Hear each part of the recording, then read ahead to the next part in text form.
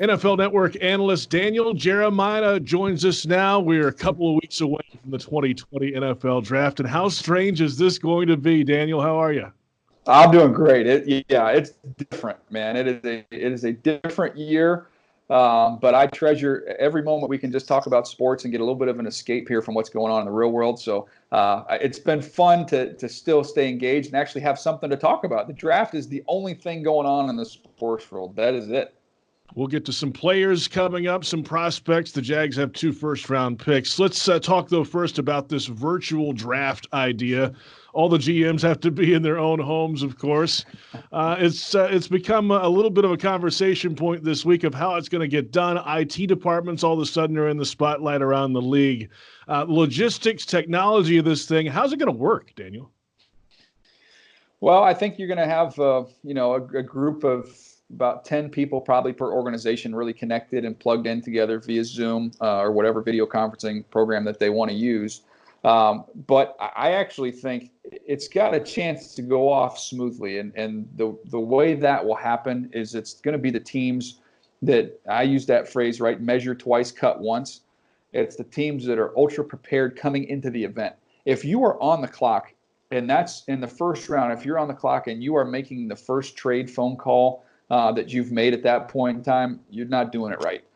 This has got to be something that's going to be mapped out ahead of time. You need to be calling every other team in the league and trying to work out parameters for trades before the thing even starts. Hey, if you wanted to move and we wanted to move up, let's discuss what it would take, looking at our picks, looking at yours. Let's put together what it could look like. Now, the odds that it's going to happen that we both want to move is probably not great, but we'll have that all ironed out before the draft even starts. To place that phone call when you're on the clock and try and negotiate this and work this out with all the moving parts this year, I think that'll be what's difficult.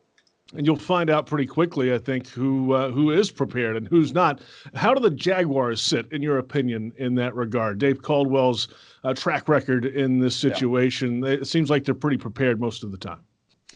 Yeah, first of all, Dave's tech savvy, and so everything's going to be up and running and where it needs to be from that standpoint. So it's not going to be too big. He's not going to be overwhelmed by having to be on a video conference. I think he'll be okay. And then it's about just, the interesting thing for the Jags with all these picks is figuring out what you want to do ahead of time, and they'll put that plan in place, and they'll be able to navigate that as we get into the draft. But I would imagine, Dave's background under somebody like Bill Polian, you're not going to find somebody more prepared than him. So having that training, I think, will serve him well in this kind of a odd year that we find ourselves. Let's get to this year's draft, Daniel. 12 draft picks for the Jaguars, 4 of those in the top 73. It feels like, Dave Caldwell and the Jaguars are going to get somewhat of a haul early in this draft.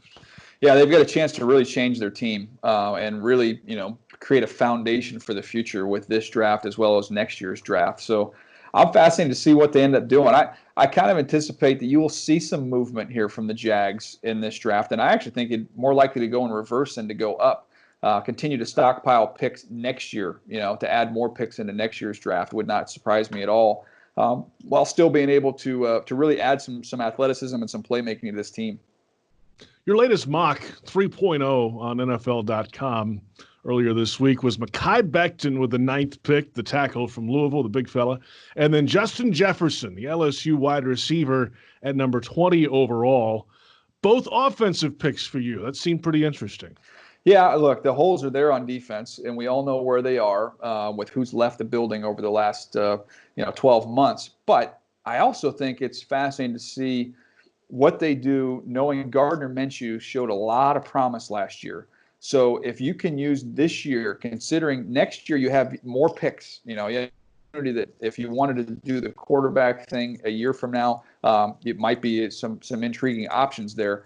But I think this year is about getting a good evaluation on Gardner Minshew. Can he build off of what he did last year, which was impressive, and show he can be the guy going forward, which will really free this franchise up to be able to spend money in free agency at other positions, fix the defense, use your resources next year in the draft to really, really take care of that side of the ball. But man, if you could upgrade the offensive line a little bit, which I think Mekhi Becton would upgrade 2 spots, because I would kick Cam Robinson inside the guard. I think you get better at 2 different spots, and then you also have an opportunity to get a pass catcher to give a weapon to your young quarterback. now we can get a real fair evaluation and see, okay, is this the guy going forward? It is about scoring points in the league. Defense is great and everything. You got to have that, but you got to outscore guys these days. Speed on the outside and offense is a way to get that done.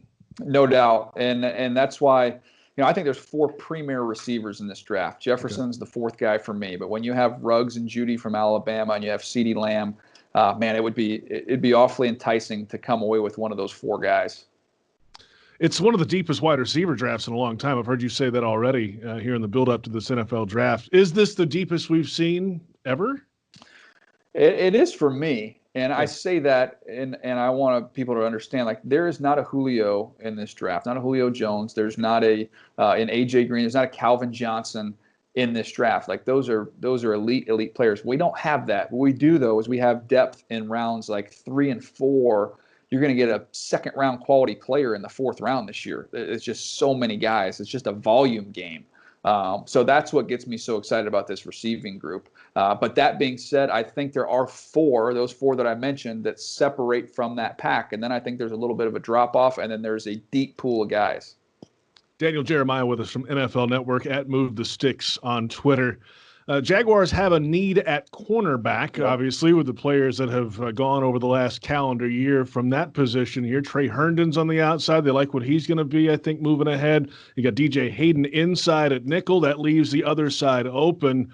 If you're picking cornerbacks, give us the top 2, 3, 4 guys to look out for. Who can stand in right away and start at the outside corner spot?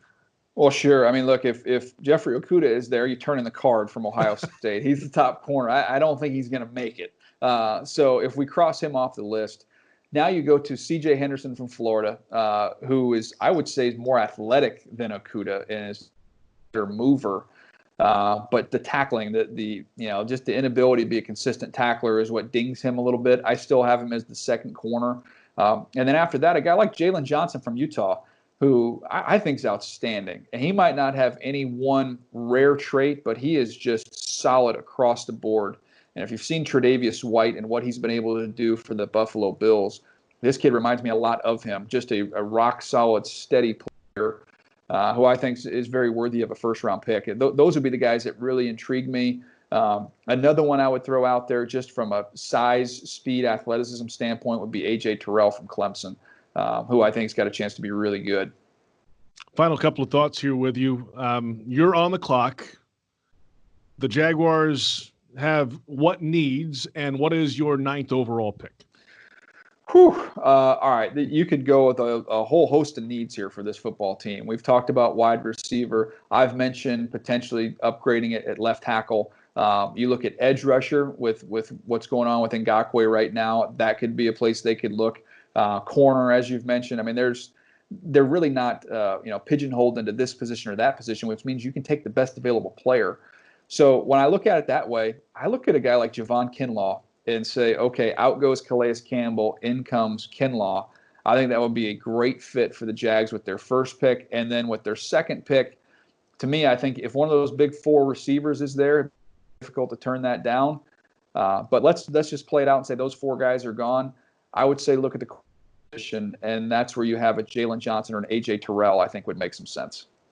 All right, final thought with you here. I know we're still a couple of weeks out. I know this is a little bit of uncharted water for the NFL draft television coverage, but what have they told you? What is this going to look like on our TV screens 2 weeks from now? Well, there's a lot of it still being put together and planned. What I can tell you, I know for sure, is we're going to have the NFL draft on NFL Network, on ESPN, and on ABC. Now, how that all comes together, that's for folks above my pay grade to announce whenever they want to announce it. But I know I'm going to be right here. These pink flowers you see behind me, you're going to see those on draft night because that's where I'm going to be. Daniel, good stuff. Great to visit with you. I know you're a busy man this time of year. We'll talk to you again soon.